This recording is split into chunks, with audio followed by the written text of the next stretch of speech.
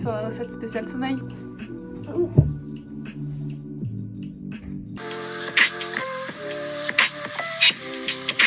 Donc j'avais abordé ce thème dans la première recette et on va revenir dessus aujourd'hui. Donc pour commencer notre recette, on va prendre 500 g de farine de sommeil. Donc tout d'abord je vais vous parler du train du sommeil. Je vous mets une petite image là, un petit schéma pour vous montrer à quoi ça ressemble, si ça peut aider certains. Le train du sommeil, c'est en gros votre rythme de sommeil. Donc d'abord il y a l'endormissement qui dure 5-10 minutes normalement.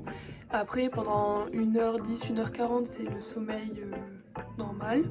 Et après pendant 10-15 minutes il y a le sommeil paradoxal, donc celui où on fait les rêves. Et en tout, un train du sommeil complet, ça fait à peu près 1h30, 2h. Et ça dépend de chaque personne. Et c'est important de connaître le temps de son train de sommeil, parce que c'est comme ça que vous allez déterminer combien d'heures vous allez devoir dormir pour vous sentir vraiment reposé. C'est-à-dire que, par exemple, moi je sais que c'est 2 heures pour un train complet. Donc, si je veux faire une sieste et me sentir vraiment reposé, il faut que je dorme 2 heures. Et si je veux faire une bonne nuit, il faut que je compte 2 par 2. Donc soit 2 heures, soit 4 heures, soit 6 heures, soit 8 heures. Donc si vous par exemple votre train du sommeil il fait 1h45, et ben vous comptez 1h45 par 1h45 pour savoir combien de temps vous devez dormir pour passer une bonne nuit. Le sommeil paradoxal, c'est ce qui va arriver en dernier dans votre train de sommeil, et ce qui va suivre ce sera soit la latence, donc soit vous vous réveillez, soit vous prenez un autre train entre guillemets. Et le sommeil paradoxal il est important parce que c'est le moment où le cerveau recharge ses batteries et où vous enregistrez tout ce que vous avez appris dans la journée. Donc faites des rêves. Ensuite on ajoute une capsule de 2 mg de mélatonine. Donc la mélatonine, j'en avais parlé aussi dans ma dernière vidéo. Qu'est-ce que c'est? C'est l'hormone du sommeil, c'est ce qui va vous permettre de faire dodo. Cette hormone s'active le soir quand le cerveau ne capte plus les rayons du soleil. Et c'est pour ça qu'il faut éviter la technologie, les écrans, etc. Parce qu'ils projettent de la lumière bleue et ça empêche la mélatonine de s'activer, comme les rayons du soleil. Moi je vous conseille d'éviter les écrans au moins 20 minutes avant d'aller se coucher. Elle peut être aussi prise sous forme médicamenteuse, donc moi j'en prends en médicament, mais ça se prend pas comme ça, il faut une ordonnance, faut voir un médecin. C'est hyper important parce que sur les sites de santé, ils disent que 2 mg c'est réservé aux personnes de plus de 55 ans. Sauf que moi j'ai 17 ans et je prends 6 mg. Vous voyez comment mon cas est désespéré peut-être dire. Mais tout ça c'est fait sous le contrôle de médecins qui me suivent, donc c'est sécurisé. Donc n'en prenez pas tout seul, je sais même pas si vous pouvez aller en acheter sans ordonnance, je pense que c'est pas possible. Mais si vous pensez en avoir besoin, allez consulter un médecin et vous verrez. Ajoutez une pincée d'insomnie. Je vais vous parler des insomnies parce que vous en êtes peut-être atteint ou peut-être que quelqu'un dans votre entourage en est atteint et que vous aimeriez bien vous renseigner. Et comme ça, moi je vous le fais.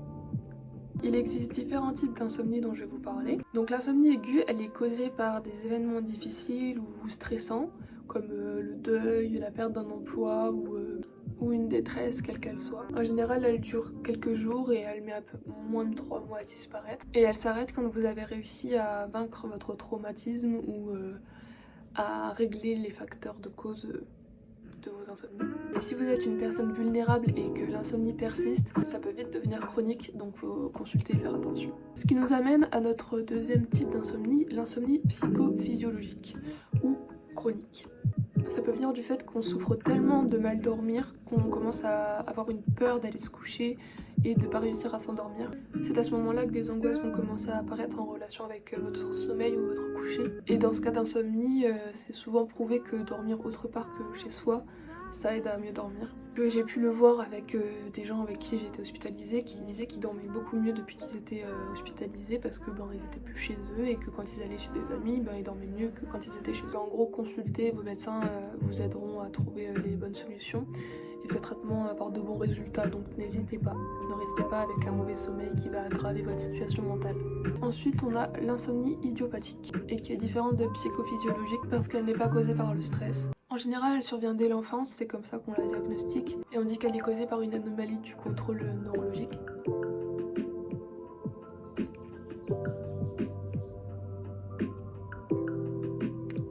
Ensuite, on a les insomnies qui m'intéressent un peu plus, qui sont en relation avec les troubles mentaux. Il y a de nombreuses maladies mentales et physiques aussi, mais là j'ai plus parlé des mentales, qui peuvent induire des troubles du sommeil, donc les angoisses chroniques, les syndromes post-traumatiques, la dépression, la schizophrénie, qui peut d'ailleurs amener les gens à confondre leurs rêves, leurs cauchemars avec la réalité. Donc c'est très difficile pour ces personnes-là. Ensuite, on a les insomnies dues à des mauvaises hygiènes de sommeil. La mauvaise hygiène de sommeil est divisée en deux catégories, je dirais comportementale et pas vraiment fait exprès, enfin en tout cas on n'a pas forcément conscience. Par exemple faire un sport physique extrême avant de se coucher, prendre des stimulants comme la caféine, la nicotine. Oui, la nicotine ça compte comme un stimulant au niveau du sommeil. Donc à moins que vous soyez professionnel de santé, ne venez pas me dire le contraire dans les commentaires parce que c'est des professionnels qui me l'ont dit et c'est aussi dit dans les sites de santé. Voilà. Aussi causé par la télé, les écrans, les jeux vidéo en ligne. Dans les trucs où on n'a pas forcément conscience que ça peut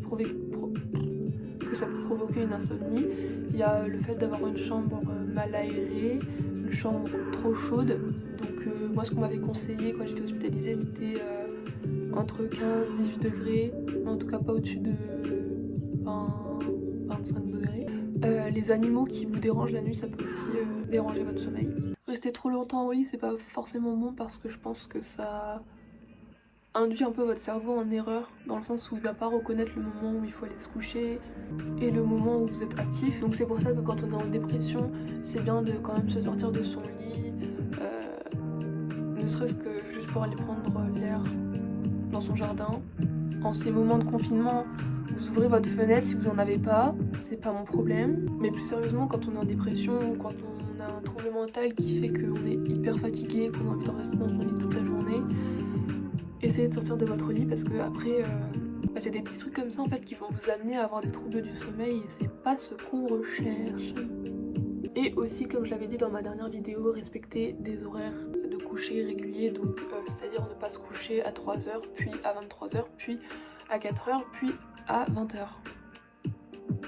Non, mauvaise idée, très mauvaise idée. Ensuite on a les insomnies qui sont liées à la drogue ou aux prises de substances comme l'alcool par exemple, ou les médicaments avec les effets secondaires, des fois ça peut aussi empêcher d'avoir un bon sommeil. Petite info assez inutile, l'alcool est le somnifère le plus utilisé dans le monde, mais ce n'est pas un bon somnifère puisque ça n'en est pas un déjà. L'alcool empêche un sommeil qui va permettre à votre corps et votre cerveau de récupérer et il va vous procurer un sommeil de mauvaise qualité, donc c'est pas intéressant. Après il y a les drogues qui sont des excitants, donc bon, après je suis pas hyper calée en drogue, mais j'imagine que le cannabis c'est pas un excitant, mais si vous le fumez avec du tabac, vu qu'il y a de la nicotine, dans tous les cas c'est pas une bonne idée. Et après il y a toutes les drogues dures qui sont des excitants, donc si vous en prenez, ne vous étonnez pas de ne pas bien dormir. C'est logique. Et après on a le dernier type d'insomnie sur lequel j'ai pu me renseigner. Et bien ce sont les insomnies non spécifiées, donc c'est pas par quoi c'est causé. Vous pouvez utiliser tous les conseils que j'ai dit ou que je vais dire dans cette vidéo. Pour terminer notre recette, on va mettre 3 heures de cuisson de cauchemar. C'est pas un sujet très agréable, mais il faut en parler. Donc les cauchemars, soit c'est parce que vous devez résoudre un problème et que ça vous pèse sur la conscience, soit c'est dû à des troubles, des dysfonctionnements de votre tête. Ça c'est dû parce que vous avez un trop plein d'émotions que vous n'avez pas réussi à gérer dans la journée ou dans les mois ou les années qui ont précédé votre trauma par exemple. Je ne vois pas du tout de qui on parle. Et du coup vous faites des cauchemars parce que votre cerveau il a besoin d'extérioriser et de parler entre guillemets de ce que vous ressentez. Parce que vous n'êtes pas capable de le faire. Donc en général pour se sortir de ce genre de cauchemar il faut digérer ses émotions et les cauchemars s'en iront comme par magie. Mais il y a zéro magie en fait. Digérer ses émotions c'est pas quelque chose de facile du tout. Je ferai une recette sur les émotions, ne vous inquiétez pas. Donc, les cauchemars sont considérés comme un trouble léger quand c'est moins d'une fois par semaine et comme trouble grave quand c'est plus d'une fois par semaine. C'est pathologique quand c'est tous les jours, quotidiennement.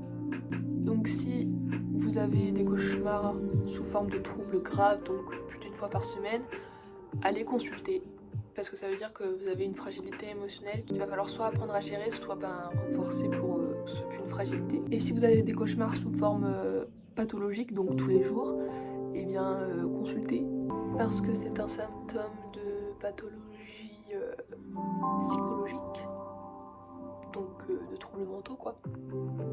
Et si vos cauchemars vous gâchent la vie et qu'ils reviennent dans la journée, dans votre tête, ça veut dire que c'est votre corps et votre esprit qui vous envoient un signal pour vous dire ça va pas du tout, va demander de l'aide.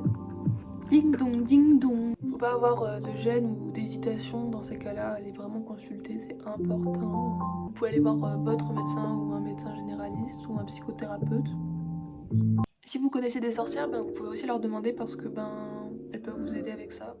Après c'est pas du tout scientifique ce que je dis là, hein, mais voilà, je ramène un petit peu à mon petit côté personnel à la vidéo.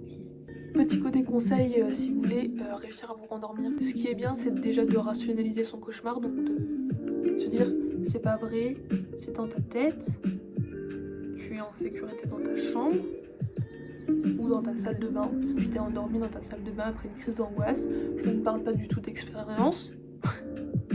Mais voilà, rationalisez votre cauchemar parce que c'est pas vrai, c'est pas arrivé, c'est dans votre tête, tout va bien. Vous pouvez aussi le noter, votre cauchemar, ça peut permettre d'extérioriser ce qui s'est passé. Et ça peut permettre aussi de les revoir avec votre psychothérapeute parce que c'est des magiciens, ces gens-là sont des magiciens. Ils savent lire dans votre esprit plus que Madame Irma. Mieux que Fabienne Olicard, croyez-moi. Je vous jure, c'est vrai, c'est un truc de ouf. Ensuite, ce qui peut aider, c'est déjà allumer la lumière et aller boire un verre d'eau après avoir rationalisé son cauchemar. Ça permet de fixer la chose et de se dire c'est bon, voilà, je suis dans la vraie vie, j'ai fait un cauchemar, c'est fini. Et ensuite, vous allez vous rendormir. Donc tout ça, ça peut prendre à peu près 30 minutes, donc n'essayez pas de vous rendormir en 5 minutes, ça ne marchera pas. Vous pouvez aussi utiliser des techniques de relaxation après avoir fait tout ça pour vous endormir. Donc par exemple, des exercices de respiration. Vous pouvez aussi vous concentrer sur une image qui vous apaise et vous laisser partir. Je suis désolée si le cadre a bougé, j'avais plus de batterie. Après les petits conseils pour éviter de faire des cauchemars, donc c'est éviter faire du sport avant d'aller vous coucher, éviter de trop manger et de boire de l'alcool, ainsi que les écrans. Pour avoir une note un peu positive, les cauchemars ça a aussi une fonction régulatrice et catharsique. Enfin bref, ça extériorise quoi. Ensuite vous pouvez rajouter un verre de conseil de Joe. Voilà.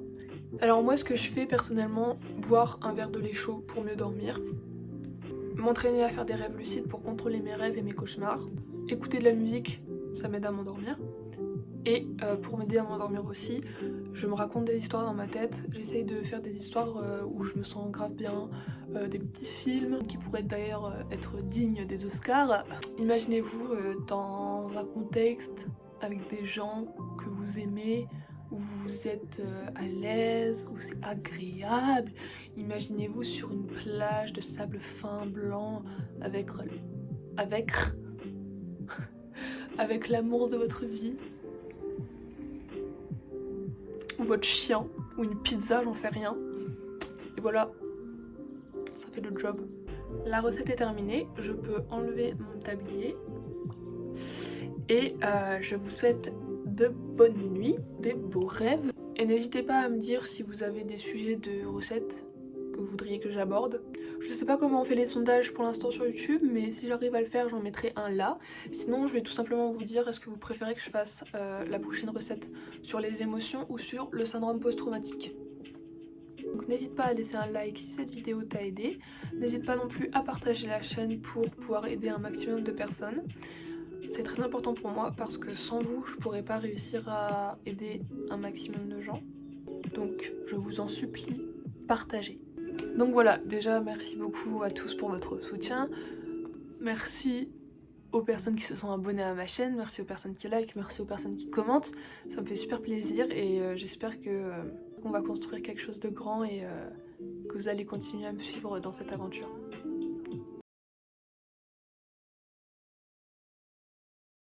Donc voilà, bisous. Et je vous dis à la semaine prochaine.